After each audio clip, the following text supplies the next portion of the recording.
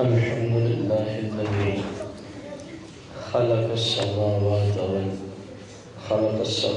والأرض وخلق الموت والحياة ليبلوكم أيكم أحسن عملا والصلاة والسلام على سيد الأنبياء والمرسلين أما بعد فأعوذ بالله من الشيطان الرجيم بسم الله الرحمن الرحيم قل اللهم مالك الملك تؤتي الملك من تشاء وتنزع الملك ممن تشاء وتعز من تشاء وتذل من تشاء بيدك الخير إنك على كل شيء قدير مولاي صل وسلم دائما ابدا على حبيبك خير الخلق كلهم. حوالہ ذی وقار ہمارا ہفتہ وار درس قرآن آج سورہ آل عمران آیت نمبر 26 کے تحت درس قرآن ہے. اس آیت مبارکہ کے شان نزول کے متعلق حضرت سیدنا عبداللہ بن عباس رضی اللہ تعالی عنہما روایت کرتے ہیں وقال ابن عباس رضی اللہ عنہما لما فتح رسول اللہ صلی اللہ علیہ وسلم مکہ وعد امته ملک فارس والروم فقال المنافقون واليهود هيهات هيهات من أين لمحمد صلى الله عليه وسلم ملک فارس والروم الى آخرہ. سیدنا عبداللہ بن عباس فرماتے ہیں یہ آیت نازل کب ہوئی، کیوں ہوئی، اس وقت حالات کیا تھے. لما فتح رسول اللہ صلی اللہ علیہ وسلم مکہ تھا، جب سرکار مدینہ علیہ السلام نے مکہ کو فتح فرمایا، شہر مکہ کو فتح فرمایا ہے. وعد امتہ، سرکار نے ایک غیبی خبر اپنے صحابہ کو عطا فرمائی. فرمایا اے صحابہ، جس طرح آج تم نے مکہ کو فتح کیا ہے نا، اسی طرح ان قریب تم فارس اور روم کی سلطنتوں پر بھی اللہ تمہیں تسلط عطا فرمائے گا.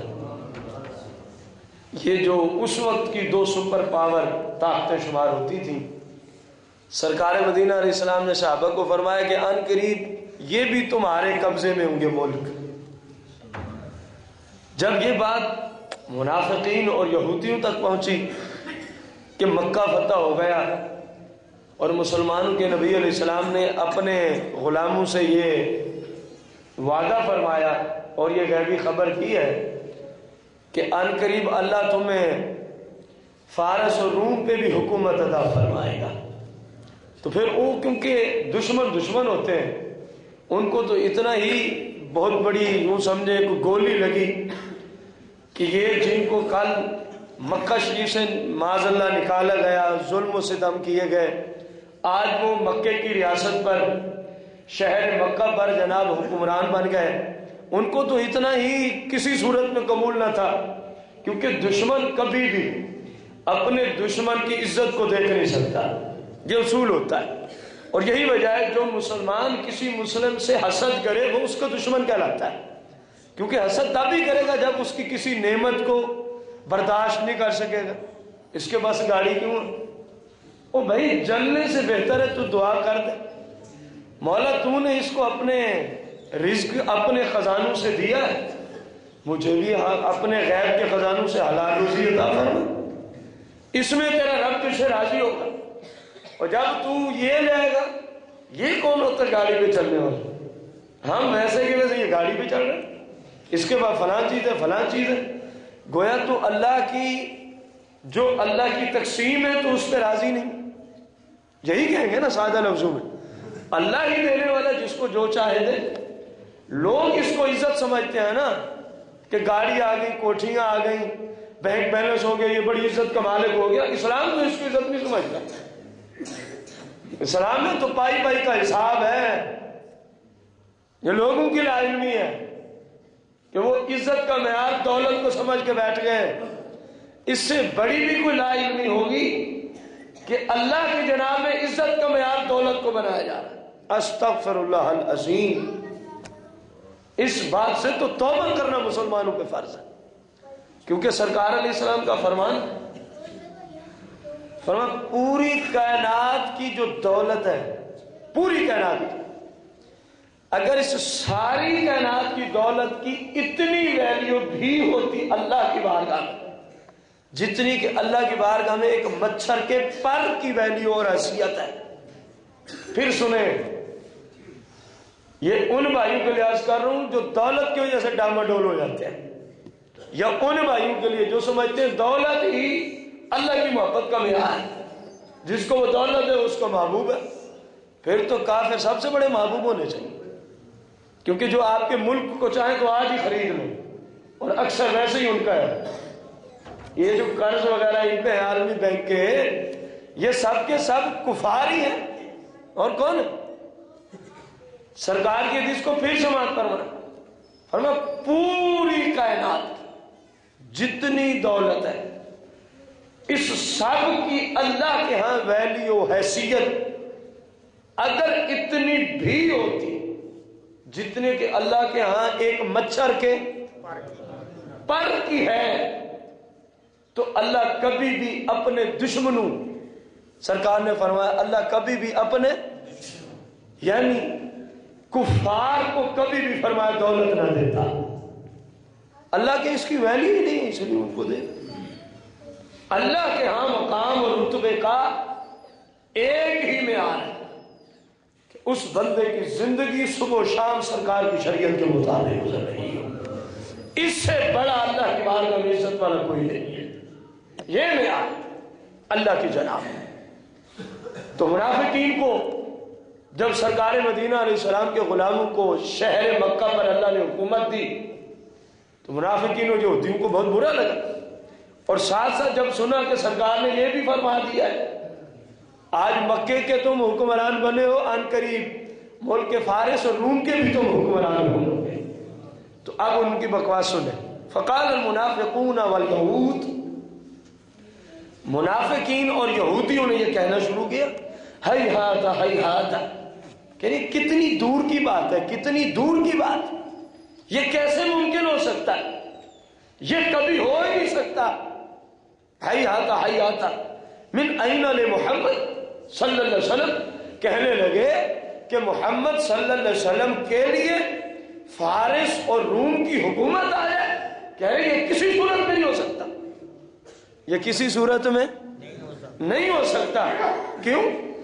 کہنے لگے وَهُمْ أَعَزُّ، یہ بے ایمان کہنے لگے کیونکہ معاذ اللہ ثم معاذ اللہ، سرکار علیہ السلام سے روم والوں کی اور سرکار علیہ السلام سے فارس والوں کی طاقتیں زیادہ ہیں، وہ کابل کو ملک دیں گے، ان کی طاقتیں زیادہ ہیں۔ تو کافر تھے نا، بے ایمان تھے، اس لیے سرکار کی طاقتیں اور شانوں کو ماننے والے مسلمان تو نہ تھے کہ یقین رکھتے سرکار جو فرما رہے کل کو یہی ہو جائے گا۔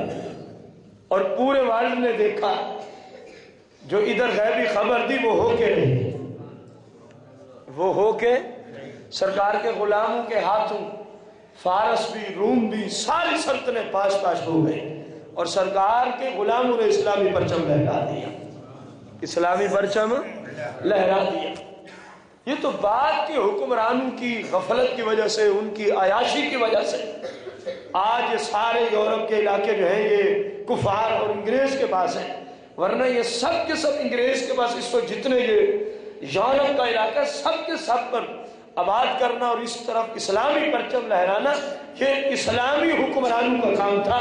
سرکار علیہ السلام کے صحابہ کرام نے سارے علاقوں کو فتح کیا تھا، بعد کے حکمران عیش و عشرت میں چلے گئے، شراب نوشی میں، زنا میں، قتل و غارت میں، جس کی وجہ سے کفار پھر وہ ملک ان سے چھین گئے، کفار پھر وہ ملک ان سے چھین گئے۔ تو سرکار علیہ السلام نے یہ غیبی خبر دی تو منافقوں کو بری لگی۔ جب یہ بری لگی اور ساتھ ساتھ کہنے لگے الم یکف محمد مکہ والمدینہ، کہنے لگے کیا سرکار علیہ الصلوۃ والتسلیم کو مکہ اور مدینہ کافی نہیں ہے کہ یہ چاہتے ہیں کہ ہم نے روم میں بھی جانا ہے، ہم نے فارس میں بھی حکومت حاصل کرنی ہے۔ اب ان بےایمانوں کو کیا پتا کہ سرکار کی حکومت حاصل کرنے کا مطلب ہی کیا ہے۔ آپ کی حکومت حاصل کرنے کا مطلب صرف اللہ کی توحید کو پہنچانا ہے کہ اللہ وحدہ لا شریک ہے، اللہ وحدہ، یہ جو بت پرستی ہے اس کو ختم کرنا ہے، جو توہم پرستی ہے اس کو ختم کرنا ہے، جو لوگ اللہ کی نافرمانیاں کرتے ہیں اس کو کیا کرنا ہے؟ ختم کرنا ہے۔ آپ کی حکومت کا تو یہ معیار ہوتا تھا۔ سرکار مدینہ علیہ الصلوۃ والتسلیم جب اتنی خبر دی، انہوں نے یہ بکواس کی، تو سیدنا عبداللہ بن عباس فرماتے ہیں فَأَنزَلَ اللَّهُ تَعَالَى هَذِهِ الْآيَةَ، اس وقت اللہ نے جبریل کو بھیجا یہ آیت مبارکہ سرکار کی بارگاہ میں لے جاؤ۔ یہ جو منافقین اور یہود کہہ رہے ہیں کہ اس طرح نہیں ہوگا، ان سے پوچھو یہ ملک تمہارے باپ کے ہیں کہ اس طرح جو نہیں ہوگا، یہ ملک یہودیوں کے یا یہ منافقین کے؟ اللہ نے آیت نازل کی کل محبوب آپ فرما دیں اللہم اے اللہ یا اللہ مالک الملک، تمام ملکوں کا تو ہی مالک ہے، تمام ملکوں کا تو ہی مالک ہے، تو عطا کر دیتا ہے، الملک کا ملک من جس کو تشاء تو چاہتا ہے، وتنزع اور تو واپس لے لیتا ہے، کھینچ لیتا ہے، الملک کا ملک ممن تشاء جس سے چاہتا ہے، جس سے۔ جب یہ آیت نازل ہوئی تو منافقین کے منہ بند ہو گئے، یہودیوں کے بھی منہ کیا ہو گئے؟ بند ہو گئے کہ اب ایسے ہو کے رہے گا کیونکہ رب نے قرآن نازل فرما دیا۔ معلوم ہوا سرکار کی غیبی خبر کی تصدیق اللہ کا قرآن کر رہا ہے، اللہ کا کہ سرکار نے فرمایا یہ ہو کے رہے گا، اور اس غیبی خبر پہ اعتراض کیا یہودیوں نے اور منافقوں نے۔ رب نے قرآن نازل کر کے فرما دیا ان سے پوچھو تو صحیح، یہ ملک تو ہے ہی اللہ کے، جسے چاہے عطا کر دے، جس سے چاہے واپس لے لے، جس سے چاہے۔ تو جو میرے محبوب نے فرمایا یہ ہو کے رہے گا، جو میرے محبوب نے فرمایا یہ ہو کے رہے گا۔ اب غور کرنا ہے، اس ملک کی تفسیر مختلف کی ہے عربی مفسرین نے کہ اس ملک سے مراد کیا ہے۔ ظاہری حکومت یہ عوام الناس پہ جس طرح کے ہمارے حکمرانوں کی ریاست پر فرضی طور پہ تھوڑی وقتی طور پہ تھوڑی مدت کے لیے حکومت آ گئی، کہ یہ حکومت اس سے مراد ہے یا کوئی اور حکومت مراد ہے۔ اس میں عربی مفسرین کے کافی اقوال ہیں، غور سے سنیں تبھی یہ آیت کریمہ میں سمجھ میں آ سکتی ہے کہ یہاں کس حکمرانی کی بات چل رہی ہے۔ سب سے پہلا قول کہ اللہ تبارک و تعالی تؤتی الملک من تشاء، جس کو چاہتا ہے ملک عطا فرما دیتا ہے۔ اس ملک سے مراد پہلی تفسیر میں کیا ہے؟ یعنی النبوت، یعنی النبوت۔ اس ملک کی پہلی تفسیر ہے کہ اس ملک سے مراد ہے نبوت، اس ملک سے مراد ہے نبوت۔ اللہ جسے چاہتا ہے نبوت عطا فرما دیتا ہے، جسے چاہتا ہے نبوت کا منصب۔ یہ اس لیے یہودیوں نے کہا تھا، علامہ خازن نے اسی آیت کی تفسیر میں لکھا ہے، اور بھی عربی مفسرین نے قلم کیا کہ ہم ایسے شخص کی اطاعت نہیں کر سکتے کہ جس کی وجہ سے، جس کی نبوت بنی اسرائیل سے نکل کر بنی اسماعیل میں چلی گئی ہے، کیونکہ سرکار بنی اسماعیل کے قبیلے سے ہیں، اور یہودی یہ اعتقاد رکھ کے بیٹھے تھے کہ آخری نبی بھی بنی اسرائیل سے آئے گا۔ آخری نبی بھی کس قبیلے سے آئے گا؟ حالانکہ اللہ نے بنی اسماعیل سے پیدا فرما دیا، اللہ نے بنی اسماعیل سے۔ تو یہودی کہنے ہم ایسے نبی کو مانتے ہی نہیں،